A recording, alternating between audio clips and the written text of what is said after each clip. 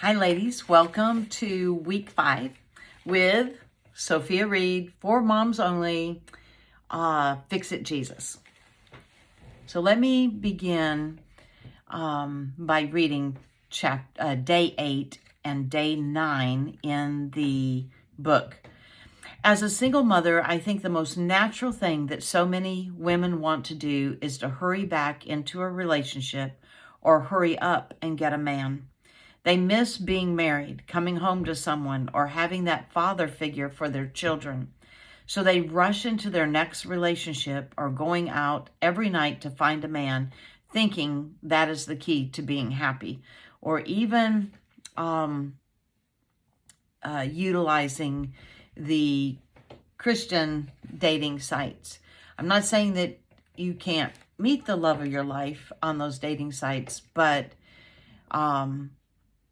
I've seen a lot of sadness. So the point is not really the dating sites. The point is, don't try to fill the voids in your life by seeking out a man.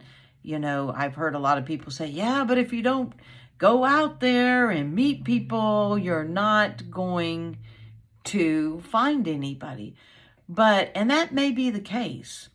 But I think we need to get to a certain point before we do that, because even coming out of a bad marriage, for some reason, we start to forget the hardships of marriage, what quality of man we truly desire in our life. And sometimes if we get in that mode of seeking out that man to fill that void, we forget those credentials that are absolutely necessary for a harmonious marriage. And I'm not saying a perfect marriage, but at least equally yoked. And I must say, equally yoked does not mean, yep, he says he's a believer in Jesus Christ, and I'm a believer, so that makes us equally yoked. No, that's not equally yoked. Equally yoked, first and utmost, obviously, that it's a believer, because God says not to be yoked to a non-believer, because you're just setting yourself up for heartache and disappointment. But it needs to be more than just that they are saved. I think of equally yoked, and I think I'm accurate in saying this, that it is interest, it is commitment to following the Lord and seeking and desiring holiness in our lives. So I believe the maturity level where you are in your journey, I think those things that interest you, like, are those things compatible? What is a person's worldview? What are the ultimate desires that would make your life feel fuller, maybe? Those things are what I look at as equally yoked. And when you get in the mode of trying to fill the void, like you want the father figure for your children, that's probably number one in a lot of single mothers' lives, because they feel like they're cheating their children are missing out. But also that partnership in all the responsibilities that it comes to raising children, keeping the home, going to work. And in many cases, we think, and it should be in a good marriage, a partnership where the burden is not so heavy. And then, of course, the other part, loneliness. Loneliness is a big factor too, but listen to me, ladies. He's not going to fill the void of helping you raise the children if you're not truly equally yoked. He's not going to fill the void of what every godly woman desires, and that is that godly leadership in the home. So, you know, maturity-wise, when you're seeking out or desiring, I should say desiring, that is the healthier version, desire, but let God fulfill and seek that person out for you. But that headship of the home, how a woman should be treated.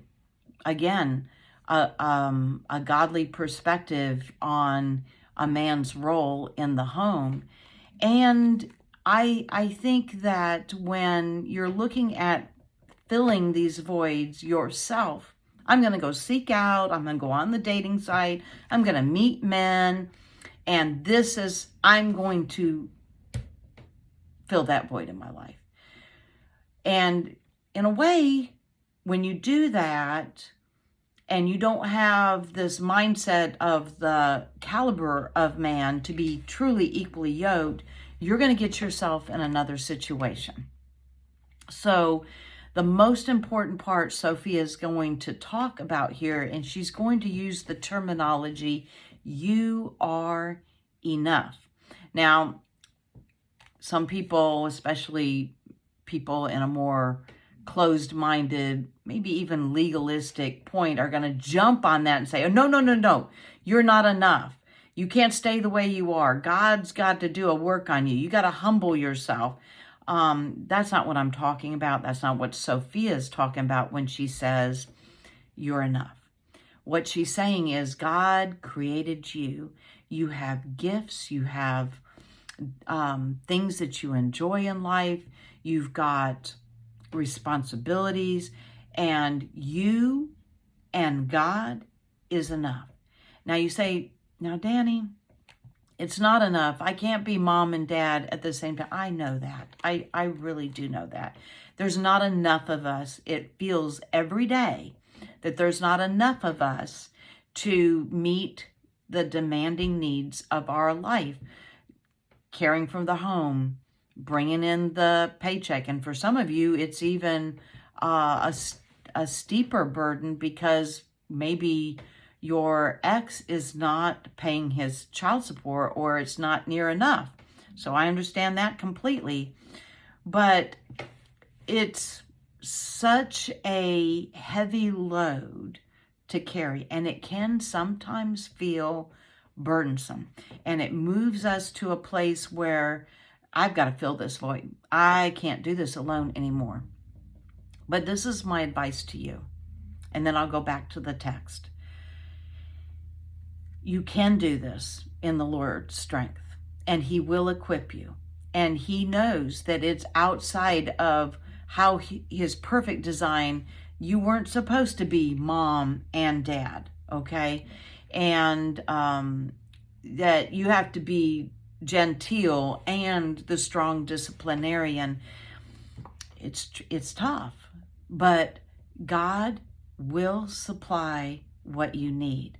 Now, He may say, young lady, you need to prioritize. This isn't as important as this, and you won't have this perfectly clean house, but maybe it'll be clean enough. And you may not get this DIY project done, or you may not get this extra task like that you wanted to do because you have to stop and tend to the needs of your children. But if you give it to the Lord and you say, when you get up in the morning, Lord, this is my list that I would like to accomplish. Show me how I've made a list way too big for today. And if that is the case, show me what to eliminate for today. Show me what I can do and still feel like I'm getting something accomplished, but most importantly, honor you and what your will is for me today. And that is including all the things that are required of us to meet our children's needs. Okay, so you are enough in that God will supply your needs. You might have to reprioritize things because we're not Wonder Women, okay? But God can give us an energy. And I find even in this, that when I put God first, somehow I have plenty of energy to get things done. And sometimes I even accomplish more than I set out to do. So let's go back to the text. So let me read the last line again. So they rush into their next relationship or going out every night to find a man, thinking that that is the key to being happy. This behavior is a sign of the emptiness that you have in yourself and in your heart. Okay?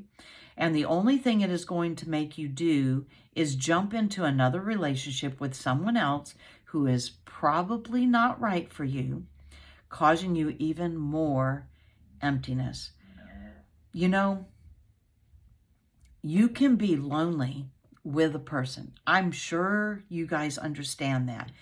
Just because you have a warm body next to you in that bed does not eliminate the feeling of loneliness. When you're in a relationship that is not healthy or ungodly, just so you can meet your physical needs and have that partner in sharing the responsibilities of a home, that doesn't mean you're not going to be lonely. So remember, emptiness that you have in yourself and in your heart is usually the motivator that makes us start seeking out, I'm going to find myself a husband.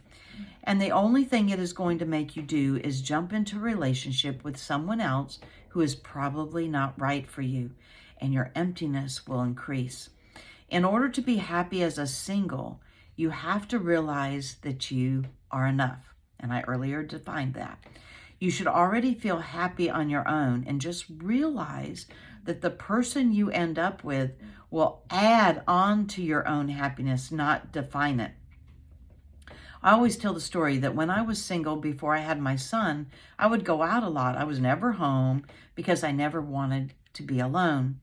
Being alone made me think about where my life was or where it wasn't, what I was doing with my life, how alone I was, and where my future was headed. Those were all things that I did not want to think about, because if I did, I would get depressed because I was headed nowhere. The truth of the matter was that I was not really doing anything significant and living under what I was capable of. I felt I needed men to complete me, and that is what I chased. The man, not the purpose. Ladies, you have to seek out God's purpose in your life. And remember too, I told you, you're more than just a mother. So when you seek out God's purpose for you, obviously it's going to include what kind of mother you need to be, but it's also going to include who He's created you to be and the purpose He has for you as an individual, on top of motherhood. After I had my son, I did not have the freedom to go out as much. And it was then that I was faced with the person I was. I realized my potential and realized that I needed to aspire higher than what I was doing, not only for myself, but for my son. I did not have those outside distractions of going out to drown out my own voice and the voice of God. You have to learn how to be comfortable by yourself. And, excuse me, I'm like in my throat. But when you get comfortable with yourself, you're not moping on the couch that I'm alone. Nope. Instead, you're turning on your favorite TV show, mine's Brit Lit, and you decide, on this day, I'm not going to cook this big dinner. I'm just going to have popcorn for dinner. And you know, the children are, let's say, visiting with their dad, and you take a break, or you decide, hey, I'm going to go out and bring myself home a sub. You've got to get comfortable being with yourself, which means you're going to have also those quiet times where you contemplate and think. Think about things that you've made decisions for in the past, why you made those decisions. We've talked about that earlier in this study. Thinking about the desires of your heart, what you'd like to accomplish, and I'm saying above and beyond a man, And, I've had these conversations with single mothers that have crossed my path. I encouraged this one woman. I said, you want that degree? Then start the degree. Start taking a class. Start thinking of things that you desire to do. So Sophia Reed says this: that is when my life really started to take shape. I spent a lot of time with God, and I found my purpose in God. And I found out that God had bigger plans for me than I even had for myself. I realized that I did not need a man to complete me, that I was enough. And what God had instilled in me was bigger than what I could find in any man. With my newfound me, I started to act differently and behave differently. How you present yourself to the world is the way in which other people perceive you. If you come across like a desperate or self-conscious woman, that is what other people will think about you. That also will influence what kind of man you attract. If you come across like a confident woman and a child of God, that is how people will treat you. That is how people will see you. And that is the kind of man you will attract. Let yourself be healthy, confident, and you will then attract more than likely than not a man that loves God and is confident. Okay? Let me tell you the story of the prodigal son. Now, this is kind of interesting that she used this story, because normally you think of the prodigal son as the rebellious child that was reared right and then goes off, and God's promise that he or she will return. We think of it as an act of forgiveness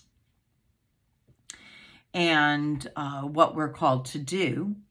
And but she takes even a different take, because we know the scriptures, even in their simplicity, are very complex and can address on multiple levels in our life. So here's what she says. There was a man who had 2 sons, so he divided his property between them. The younger son set off for a distant country and there squandered his wealth in wild living. After he had spent everything, there was a severe famine, and he began to be in need. He longed to fill his stomach with the pods that the pigs were eating, but no one gave him anything. When he came to his senses, he said, "How many of my father's hired servants have food to spare, and here I am, starving to death." Now, in the story, the son finally comes to his senses. So that's the take that Sylvia Reed is going to take here. He remembered who he was. You are a daughter of the king. He remembered that he did not have to starve, eating and picking up behind pigs. He remembered his position, and he remembered that he could go back home to a place in which he did not have to suffer like he was. He remembered that he did not have to depend on other people for food or allow other people to treat him badly. And so he decided to go back to his rich father, and his father welcomed him with open arms. Your heavenly Father is a rich Father who wants to meet your needs and bless you. In case you are not getting it, the prodigal son is you. Many women go out into the world searching for love in all the wrong places, kind of like that country song, and looking for things to make them feel fulfilled and allowing men to treat them badly and to walk all over them. Now, here's another thing I want to bring to your attention. I have this dear friend, single mother friend, and maybe the individual that she sought out was not treating her necessarily bad, but he was not treating her with respect, and he was not doing his part in a boyfriend-girlfriend relationship. He was not serving her in a godly manner. He was a man-child. And, you know, this is so much of what you've got to realize as a daughter of the king. Don't guilt yourself or fault yourself because you want certain things in the relationship that really is a part of God's beautiful design. So how many of us daughters of the king have gone and wasted all our wealth and are out here living like peasants, forgetting that we are princesses, forgetting that we have a wealthy father at home who can save us and welcome us with open arms no matter what we have done and where we've been. It is time that you start behaving like a daughter of the Most High God. Never think that a man or any other person should define you. You are complete on your own and the daughter of a king. Never forget that. Now let me go to day 9. This is a lovely chapter. Enjoy yourself. As a single mother, do you want to wait until you have the complete family unit before you start enjoying your life? Do you want to wait to buy a house, to travel, to purchase a new car, to do the things in your life that you feel would be better enjoyed if you had the traditional family? If you choose to live your life that way, you're going to be sitting around watching life pass you by. Even if you want to be in a relationship or get married, you do not need to put your entire life on hold until that happens. The best thing that you can do is to start enjoying you, because you are a very awesome person and your life can be equally as awesome if you stop waiting and start doing. I kind of look at it this way. I do not want to look back let's say 5 years from now. I don't want to look back and see, wow, I sat on the couch. I didn't pursue anything. I was sad. I was waiting for God to give me a man in my life. No, I don't want to look back on that. What I want to look back on is, while I'm in this season with no man in my life, I want to look back and see a woman that is living for God, excited about living out the purpose He has for her, doing things to enjoy life. I go camping. I don't have a husband to go camping with, but I go camping. I love the outdoors.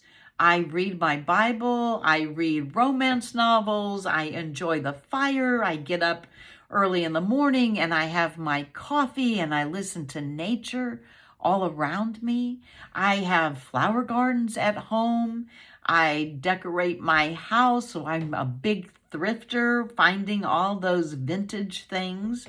And I have a vegetable garden. I have friends. I go to movies. I go to plays. I do things. I live my life. And I haven't always been doing this. This is something I've learned along the way of single motherhood journey. And I want you to learn it sooner than I did. And I want life to be fulfilling to you because you're living out the purpose of God and you're enjoying things and you're getting your focus off on what you don't have and focusing on what you do have. I used to take my kids to 4th of July stuff and a part of me would be sad because I'd see all these families together, husband, wife, children, enjoying the fireworks. But I had to stop looking at what I don't have and what I do have. I have these 2 beautiful children. We are healthy. We're out here enjoying the fireworks. We're making memories. And that's what's important. That's enjoying the season that you're in. Here's another thing that she points out in her chapter. An unmarried woman or virgin is concerned about the Lord's affairs.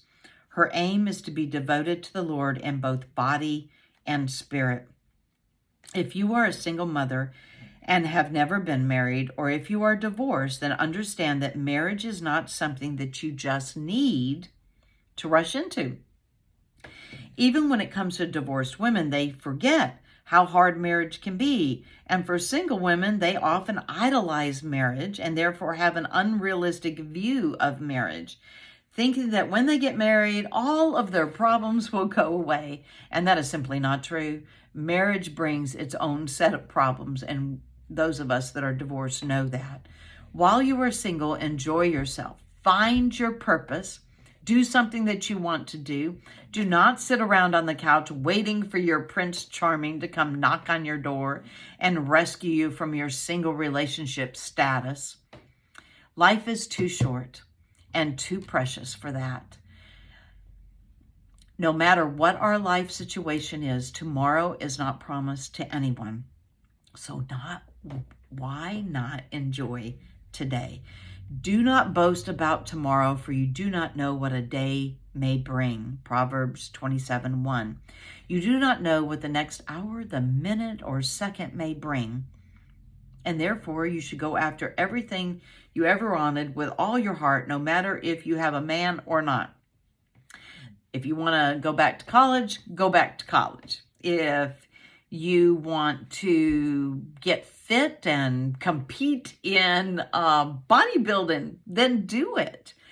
The last thing you want to do is to look back on your life with a whole bunch of what if, or to me, regrets. I wish I had not allowed myself to focus on what I didn't have, and I wish I had done this earlier. Because you were just sitting around waiting and watching the paint on the door dry until the man of your dreams walked through it. Don't do that. If you cannot learn to enjoy yourself, now listen to this, ladies, this is very important. If you cannot learn to enjoy yourself and love yourself, then how can other people learn to enjoy you? If you want to travel more, please go and do it. It may just be one trip a year, maybe a big trip that you've planned for that is 2 years down the road. Start putting the money aside and make plans. If you want to buy a house, then do it. If you want to make more money, then do it. What is stopping you? And don't be wishing you were someplace else or with someone else. Where you are right now is where God has you. Live and obey and love and believe right where you are. Seek God first, and all will be added unto you. Seek God, not marital status. God defines your life. God defines who you are, not a man. There's much to be enjoyed during this season, so do not let this current season pass you by because you're too busy wishing for the next. Each season brings its own blessings. Let me read this prayer that Sophia wrote.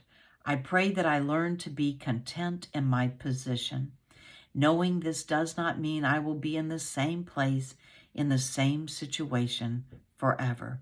But right now, while I'm in this season in my life, I pray that you show me, Heavenly Father, what you want me to do, what you want me to learn, and who you want me to help.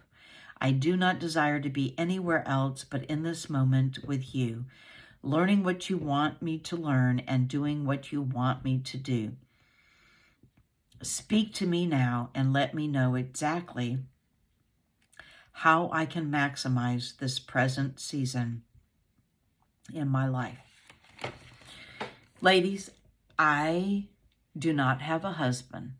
I have been in this journey probably much longer than most of you will be as far as not having a husband. But for me, I believe the Lord has held that off because a husband, and I'm not just making excuses, I truly believe this. If I had a man in my life, I give my all, and there might be a distraction there. A distraction from what God wants me to do. this study was one of the things that God wanted me to start. And believe it or not, I don't know where this came from, but I'm running for town council. And, so you just never know. Live in your season and look for God's purpose. I look for God's purpose in the day. When I wake up in the morning, what would you have me to do today, Lord? What would you have me to learn today? What will you have me accomplish? Where is the mindset you want me in today? And I live it one day at a time, and I'm living out my priorities according to what God has laid upon my heart. And that's what I want for you, ladies, because that's where you'll find joy in the present season, and that's where you will feel fulfilled in this present season. And I wish you the best, and I want you to embrace, go to the Lord, have these conversations with him, find out what he would have you to do in this season. I love you and look forward to your interactions on Facebook, and I'll see you again on the next week. Blessings.